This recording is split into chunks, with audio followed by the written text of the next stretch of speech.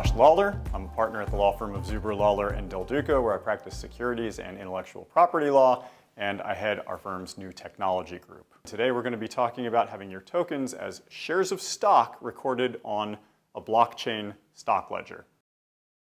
Now, before we start, I have to say that this should not be taken as legal advice. You should get your own competent counsel to advise you. Today, as mentioned, we are talking about using your tokens as equity. Now, why would you want to do it in the first place?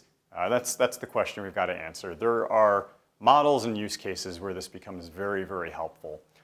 And what we're really describing is something that's a hybrid. You've got a token, it's got utility, but it's also a security, so says the SEC.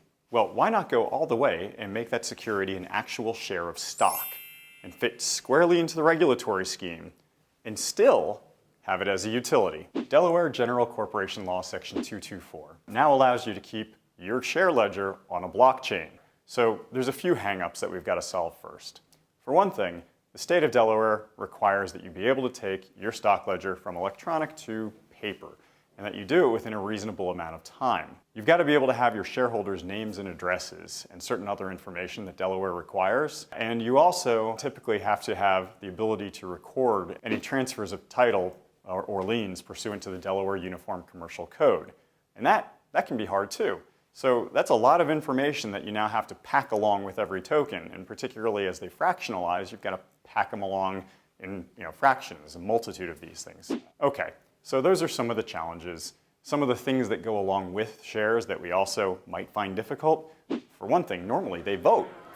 They vote on directors, they vote on certain major transactions, they might vote on a merger or an amendment to a certificate of incorporation, and we don't really want to have to deal with a vote. Shareholders often have annual meetings.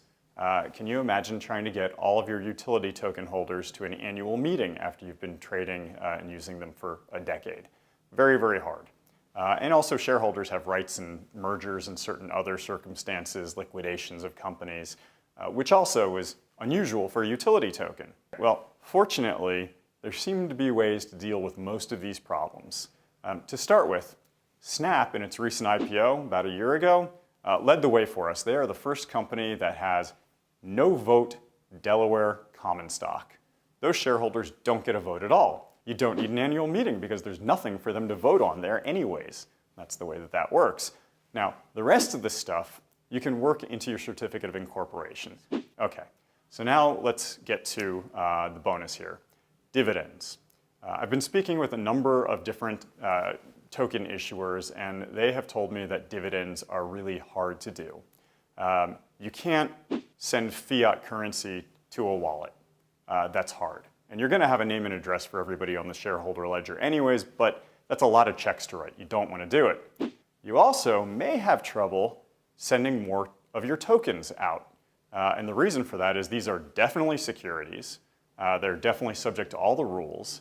And if you send more tokens out from an issuer, that is a transaction that needs to either be registered or exempt. However, what you can do is you can send somebody else's tokens as your dividend. And from that perspective, it's really just a secondary sale, assuming that those tokens are unrestricted. So if you're on the Ethereum blockchain, you are on the Stellar blockchain, you're on Neo, you're on NEM, take your favorite pick of a platform where you might be on that has a native token and arrange so that when you're ready to declare a dividend, you declare it based on the valuation of that native token. And presto, changeo, you have a dividend issued. That works. So now you know how to send a dividend. I hope that was helpful. I'm Josh Lawler at Zuber, Lawler, and Duca. Please feel free to contact me by email at jlawler, that's J, the letter J, Lawler, L-A-W-L-E-R, @zuberlaw.com. And till next time.